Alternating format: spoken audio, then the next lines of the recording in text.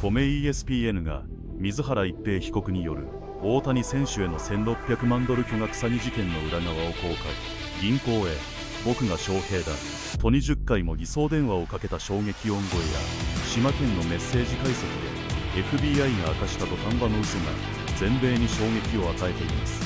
専門家が大谷は完全な被害者だと結論付けた真相の全貌。ここからはその様子を字幕付きでご紹介します。 What's your take, if there's any such take, on the Shohei Ohtani Ippei Mitsuhara to do? Here's how I see it. If you read through the 37-page complaint, and I know that you have and us reporters have, it's a pretty good case that the federal government lays out that the story that Shohei Ohtani told to the public in his statement, it checks out. And there are just a number of elements in there, whether it's the lack of communication over, thousands upon thousands of pages of text messages between Shohei Ohtani and Ippei Mitsuhara, that refers to gambling. There's nothing in there about that. There are the admissions of Mitsuhara. I am a terrible gambler, he says, multiple times. And then at the end, the whole technically I did steal money from him. It's not an open and shut case ever, because look, there could be a grand conspiracy in place here, but that conspiracy would involve Shohei Ohtani, Ippei Mitsuhara, the Los Angeles Dodgers, the Los Angeles Angels, the federal government, authorities, Ohtani's agent, his accountant, his financial advisor, banks. There's so many different parts of this that in order for you to believe that this was actually Shohei Ohtani and not Ippei Mitsuhara, you have to believe that everyone played his or her role to a T and fooled everyone. Now, we've seen situations in life where that has happened, but the truth is this may just be Occam's razor, Rich. The simplest thing is Ippei Mitsuhara had a gambling problem and stole money from his friend, confidant, and employer, Shohei Ohtani, and is going to go to jail for it. Well, and that's the question I have, is the ripple effect, if there is any. Because if let's just say I'm Rob Manfred, and the commissioner of baseball, I'm sure ready to get the green light from the federal government to see that everything is, T crossed and I dotted, to just basically say we're moving on here. There's nothing against Shohei Ohtani, case closed. I would definitely try what you'd call the Players Association to see how we can look into all interpreters to make sure that everybody does have another avenue of communication with his representation. Would you call the representatives? Right. How would you make sure that a bad lieutenant interpreter doesn't sully the game and tarnish any of the major stars international of this sport? How would you do that? Right? Yeah, I think due diligence and background work is paramount in these sorts of things, especially when you're talking about a forward-facing person like the interpreter. But I think ultimately, the lack of communication or poor communication comes back on Ohtani's camp, does it not? If you have a guy who's going to be signing for $700 million, I understand your desire to go and trust the person who's there, who Shohei Ohtani himself trusts, but there sometimes needs to be an additional layer of protection, and that's what was lacking here. That's why when they went and asked him about the bank account in question, Ippei Mitsuhara said, Shohei wants to keep that private. And there was nothing that they could do to go back to Shohei and say, hey, do you really want to keep this private, and why? We're not trying to push too much, but this is something that's important. And a lot of money is going into there. So do you know what's going on with that money? If those conversations had happened, Rich, none of this would be as big as it is. But because those conversations didn't happen, you got to look back on it now if you're anyone around baseball and say, okay, how can we prevent the same sort of thing from happening to us. Yeah, I guess like that's the moment, right? That because any conversation you do have with Ohtani like that, however, had to have Mitsuhara in the room, and he's the one doing the interpreting, unless Ohtani does understand enough English to get to the gist of the question from very concerned looking representatives of his that he also trusts. So I guess that's also another question for you, Jeff Passan, is how much English does Ohtani understand? And is he one of those bubble type guys that would just, you know, go rake, go pitch, figure everyone else is just handling everything and not notice $16 million missing from his direct deposit Artie Moreno account? You know what I mean? Sure. I'll answer the latter question first because I think that's very pertinent here. Yes, I can 100% see a scenario in which he doesn't check his bank accounts because he's extremely wealthy and money is not of a concern to him, really. You know, he's not the person who's going out and getting all kinds of material things. That's just not his style.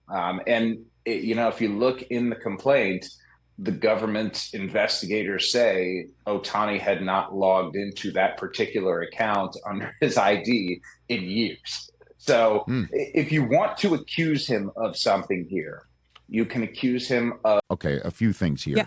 Because the interview that you had with Ipe that broke this whole thing wide open, that sort of changed the narrative that existed for about half a day or a full day that Shohei was gambling. And then you found out through this interview that Ipe's like, no, it's me. And I was listening to episode 2. It's the entirety of that episode is basically your interview with the interpreter. And it just sounded so damn sad to me because you busted him. I mean, is what it sounded like. Like he knew that he was now caught here. And is what it sounded like to me. Well, and I have a lot of skepticism when I'm doing that interview. I mean, you could hear it in your voice. Yeah, as a reporter, you are trying to go into these interviews as well sourced as you can be. And I had people who told me one thing, and I was very interested to see if Ipe was going to tell me the same thing. What was that one thing that well, I mean, there was a number of of one things, but you know how much money it was. I had very good sourcing that said it was at least $16 million. And I then sort of in the final hours of getting ready to move forward with the story had heard, well, it might just be 4.5 because that may be what the feds know about is 4.5 million.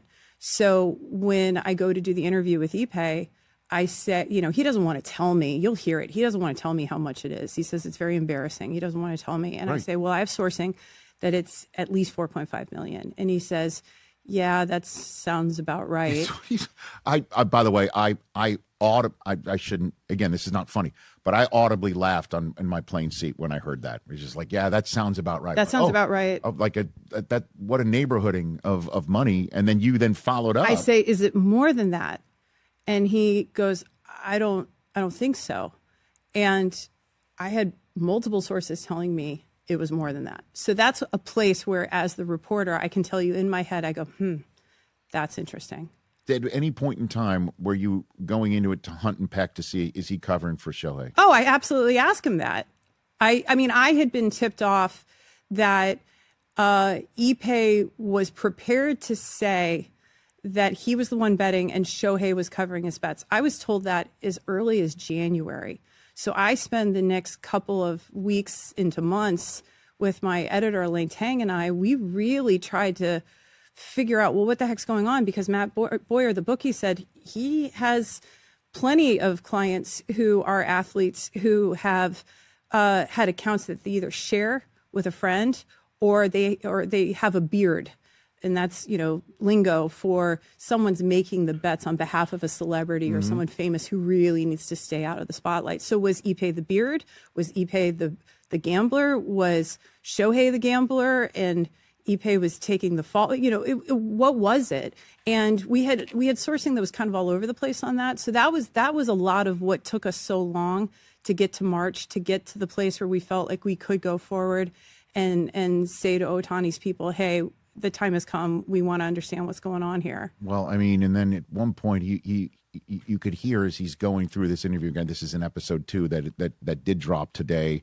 The Betrayal of Shohei Ohtani, 30 for 30 podcast series out wherever you get your podcasts, where it's clear with every word that's out of his mouth, he understands. No.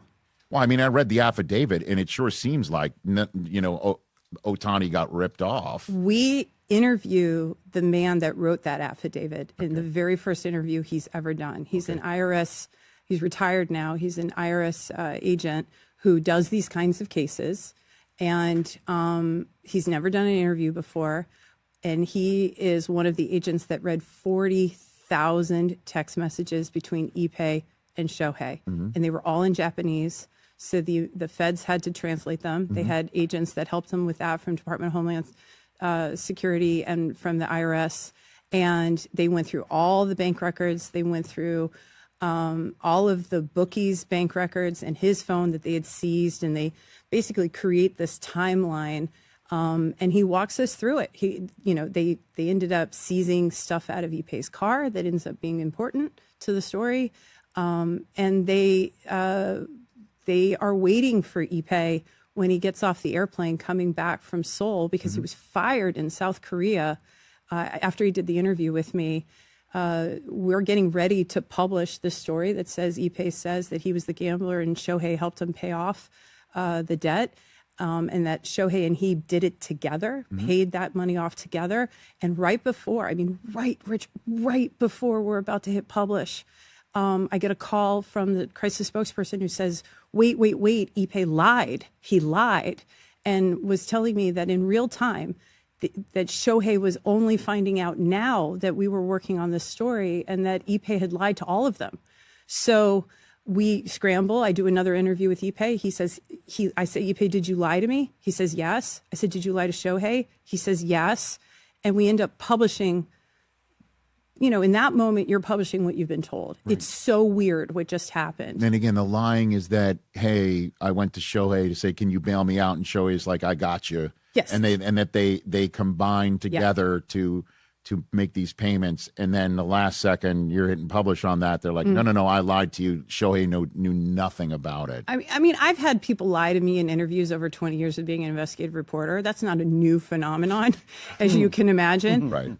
But this was different because 16 hours later, he was recanting almost, and I say almost because there's a couple of things he doesn't recant, everything he told me. And now he's being accused by someone he had described to me in the interview as closer than a brother, who he spends more time with than his own wife, was now accusing him of massive theft. But I mean, in episode 5, I believe, do we have this? Play it for me here. This is, you got sound of Mizuhara calling Bank of America. Yeah, it came out during the court hearing. It is a recording of a Bank of America. When they say this call may be recorded. They are actually recording it. They're recording you. Let me tell you, they're recording you.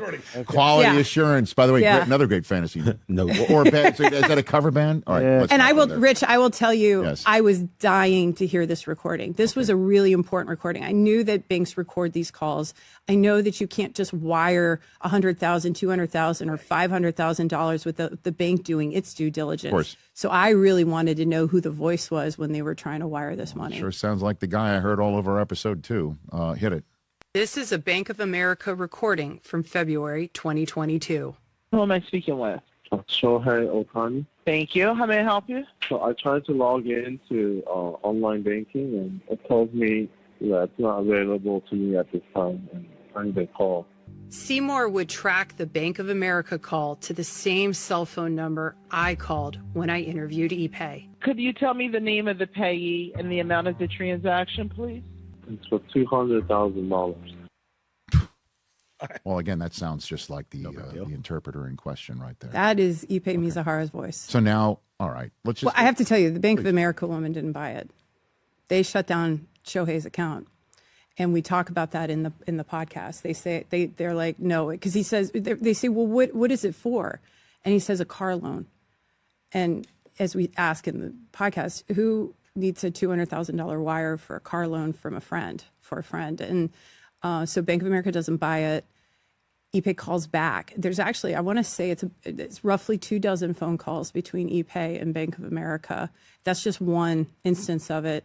And he convinces a different bank employee to reopen the account because he knew everything about Shohei. He had helped set up that bank account with Shohei when they first. 今回の ESPN 調査報道及び連邦捜査局 FBI 国税庁 IRS による水原一平被告の巨額詐欺事件に関する解析は、大谷翔平選手が直面した前代未聞の裏切りとその真相を極めて鮮明に浮き彫りにしています。まず最も衝撃的だったのは、水原被告が銀行に対して自ら翔平大谷と名乗り、自動車ローンなどの偽りの理由で100万ドル規模の送金を試みていた音声記録の存在です。アリゾナのキャンプ時代から大谷選手の口座開設を手助けし、すべての個人情報を把握していた立場を悪用し、銀行から不審に思われて口座が凍結された後も、20回以上にわたり電話をかけ直して解除させるという手口は、極めて計画的かつ悪質と言わざるを得ません。また、当初、大谷選手が借金を肩代わりしてくれたと、メディアに語っていたストーリーが、記事公開直前に、大谷側の弁護団からの連絡によって全否定され、水原被告自身が全て嘘だった、と認めた土壇場のドラマは、彼がいかに周囲を欺き続けていたかを象徴しています。一方で、連邦捜査官が2日間にわたり、大谷選手本人や財務担当者、エージェントを取り調べ、大谷、水原間の島県に及ぶテキスト、メッセージをすべて翻訳、解析した結果、違法賭博への関与を示す証拠が一切見つからなかったことは、大谷選手の鈴代を完全に証明するものであり、世界中のファンやドジャー関係者にとっても大きな安堵となりました。この事件は、単なる個人の犯罪にとどまらず、若くして莫大な富を得る外国人アスリートをいかに保護し、信頼できる財務管理体制を構築すべきかという、MLB 全体に対する重い課題を突きつけています。皆さんは、水原一平被告による20回もの偽装電話や、大谷翔平選手の完全な鈴代が証明された、今回のドキュメンタリーについてどう思われますか？ぜひコメント欄でご意見をお聞かせください。そして、この動画が良かったら、高評価とチャンネル登録をよろしくお願いします。それでは、また次回の動画でお会いしましょう。